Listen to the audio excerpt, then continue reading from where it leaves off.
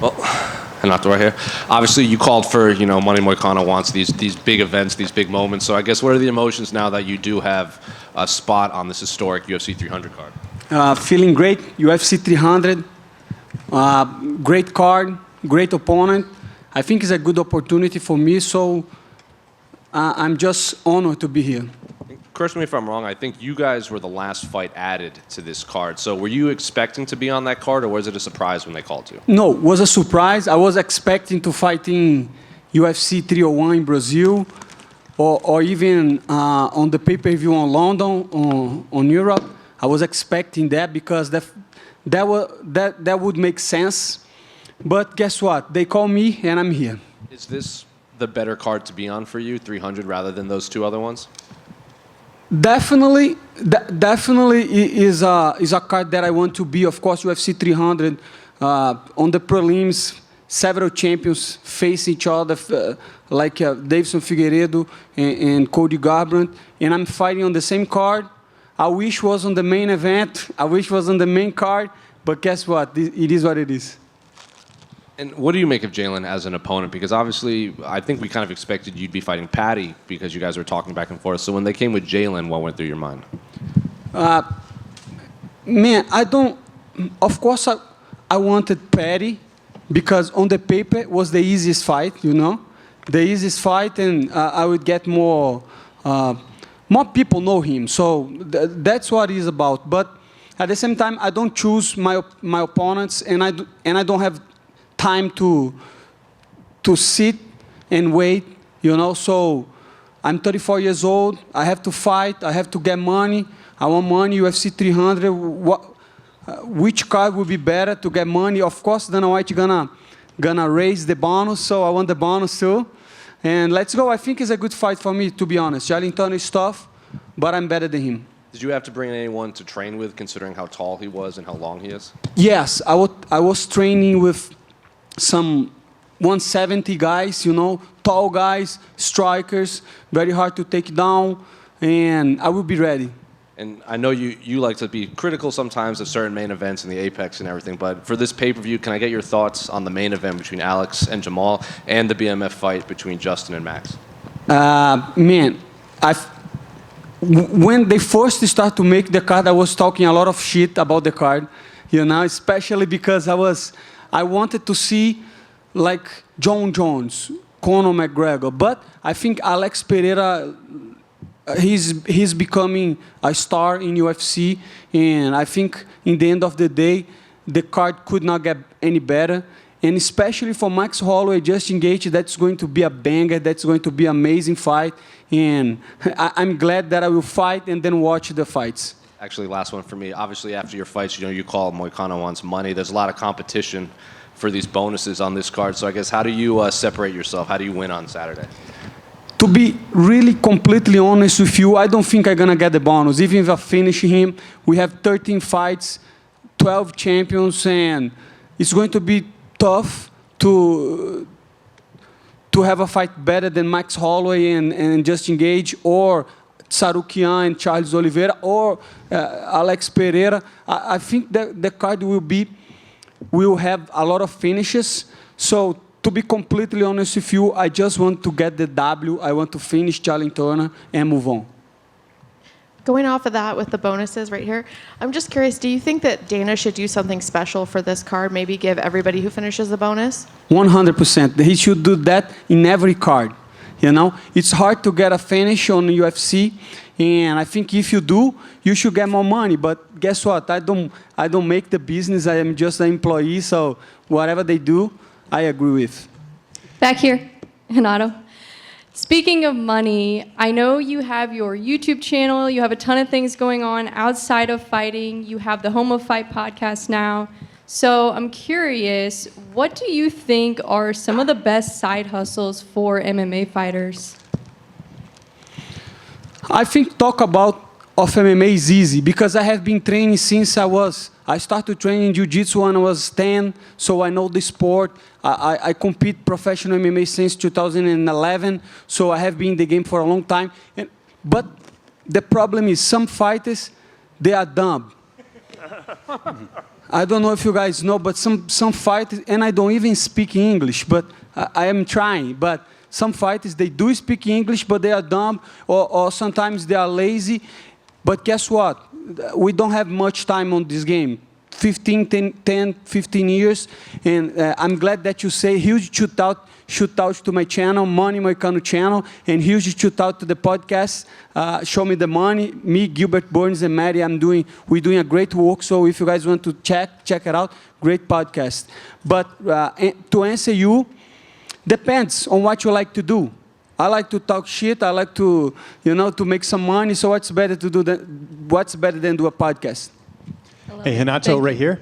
You mentioned your YouTube channel, and you've really connected with a lot of fans and become a lot more popular, but I know you've also taken a liking to MMA Guru. How much have you learned from him, and how much has that sort of made up your channel? At the beginning, I didn't know MMA Guru. I wasn't on the Twitch, tried to stream in some games, especially because I got injured. My knee was hurt. And then everybody on the chat was saying, hey, you have to see MMA Guru react to a video. And then I watched a video of him live talking about MMA. And I did my point.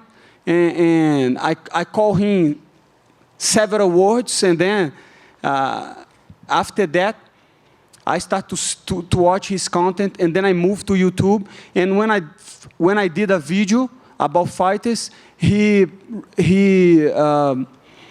made a shootout, like he sent people to my live and to my videos, and that helps my channel a lot.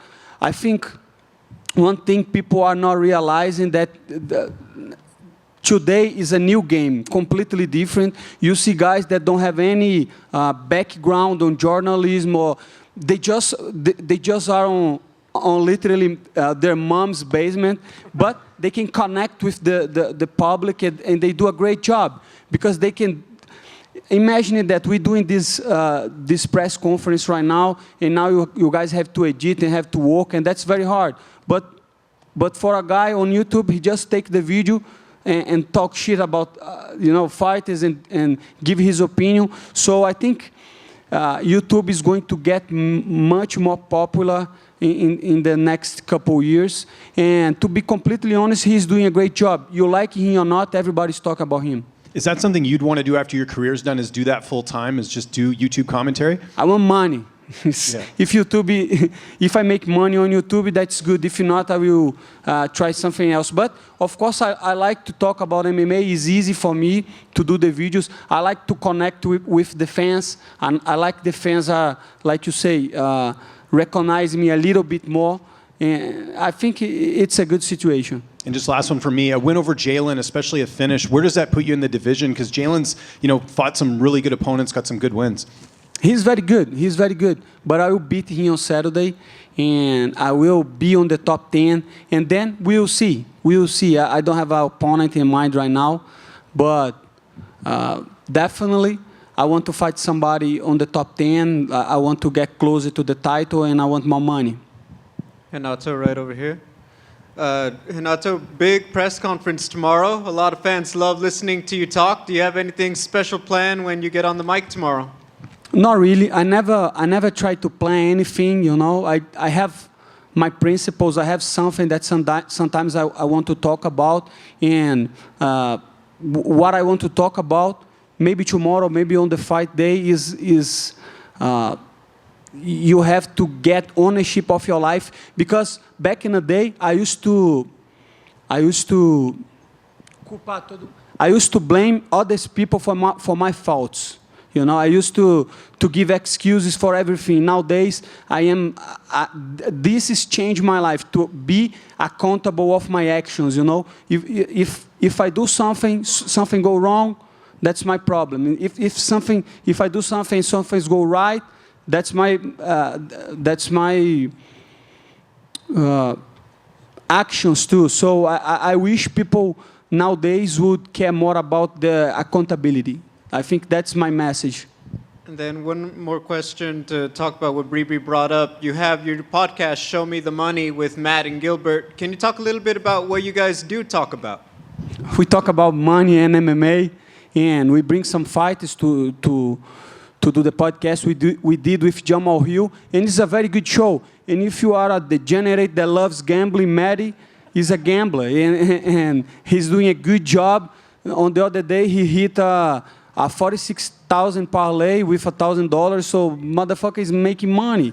And if you like to your opinions about that, watch the show. It's a very good show, and like the first video, we got almost 30K views on the first video, and I think this podcast will be one of the biggest podcasts in MMA.